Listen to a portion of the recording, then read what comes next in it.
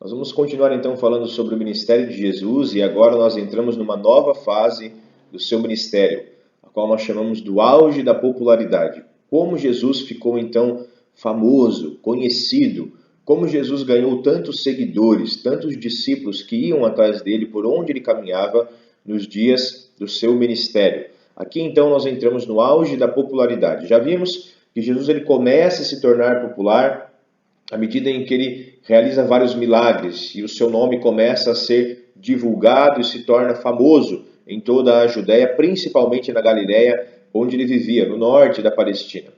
Bom, o tempo está passando, o ministério de Jesus continua, ele já chamou alguns homens para segui-lo, já realizou vários milagres, e agora mais um ano de seu ministério já se passou e uma nova festa da Páscoa chegou. Jesus ele parte então para Jerusalém para participar de uma segunda festa da Páscoa já em seu ministério. Com ele vão alguns dos seus seguidores, alguns dos seus discípulos e mais uma multidão de pessoas que costumeiramente já estavam seguindo Jesus. Ele então vai até Jerusalém para participar da festa da Páscoa, como nós podemos ver em João capítulo 5. João capítulo 5, versículo 1. Algum tempo depois, Jesus subiu a Jerusalém para uma festa da Páscoa dos judeus. Jesus então já havia passado mais um ano de seu ministério, nós já vimos várias coisas que ele fez, e agora ele sobe para participar dessa festa da Páscoa, e a partir daqui, o ministério de Jesus se torna cada vez mais ativo e atuante. Pelo menos é isso que os evangelhos vão narrar para nós. Nós estamos entrando aqui no último ano de ministério de Jesus já. Os evangelhos não narram muito o que acontece de modo muito profundo nos primeiros anos de ministério de Jesus. Não são muitos detalhes que aparecem para nós. Na verdade, os evangelhos narram para nós muitas informações do que acontece na última semana de Jesus aqui na Terra. É o foco principal da maioria dos evangelistas. O próprio João nos ensina que era impossível dizer tudo o que aconteceu no ministério de Jesus, tantas coisas que ele fez, mas os evangelistas escolheram fatos para narrar, a fim de que nós pudéssemos desenvolver a nossa fé de que Jesus de fato é o Messias enviado por Deus. Então, nós estamos entrando aqui já na reta final do ministério de Jesus, no último ano, e a partir de agora, os evangelistas vão narrar muito para nós, muitas informações para nós, sobre o que acontece nesse último ano de ministério de Jesus aqui na Terra, onde a sua popularidade vai chegar ao limite máximo aqui entre os judeus. Após participar então da festa da Páscoa, Jesus retorna para a sua cidade, onde ele estava habitando, na cidade de Cafarnaum, que ficava na Galiléia, ao norte da Palestina. Junto com ele, todos os seus seguidores, aquelas pessoas que o admiravam, que queriam ver os milagres que ele fazia, estavam caminhando próximos a ele.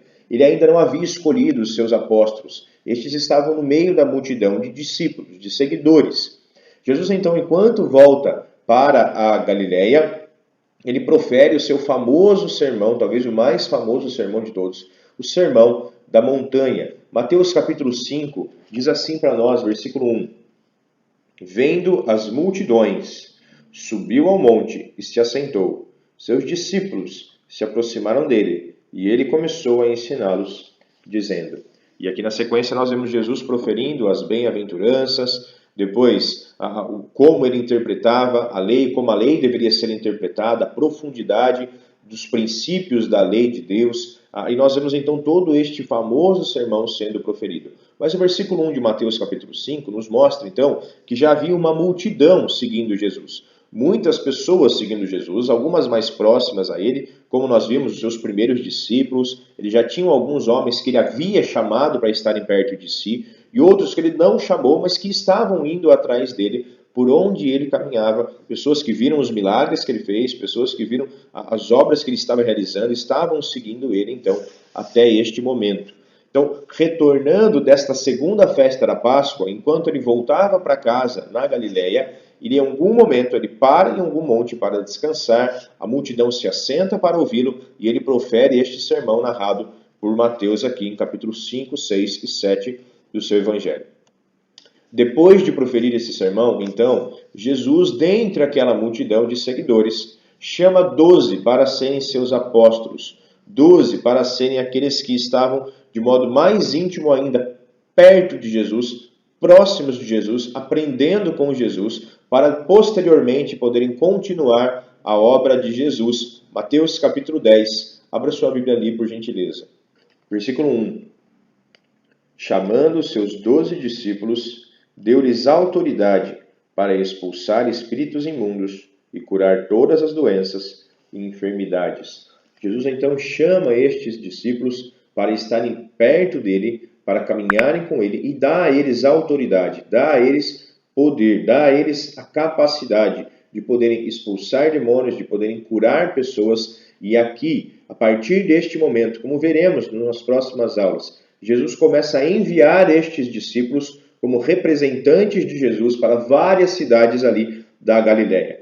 Mas antes de nós entrarmos e continuarmos observando o ministério de Jesus agora, já com 12 discípulos, 12 seguidores que também vão realizar obras junto com Jesus, você consegue se lembrar quais são os nomes destes 12 apóstolos?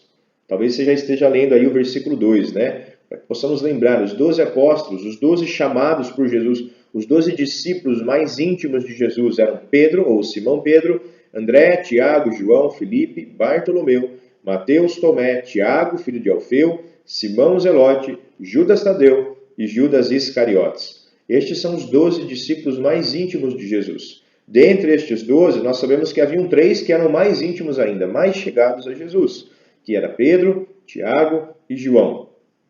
A partir da próxima aula, nós veremos então Jesus e os seus discípulos já conquistando cada vez mais território, popularidade por toda a Galiléia, onde Jesus envia estes discípulos para várias cidades numa expedição missionária, numa primeira viagem missionária, para que eles também pudessem pregar o reino de Deus e realizar as obras iguais às de Jesus. Até a próxima aula.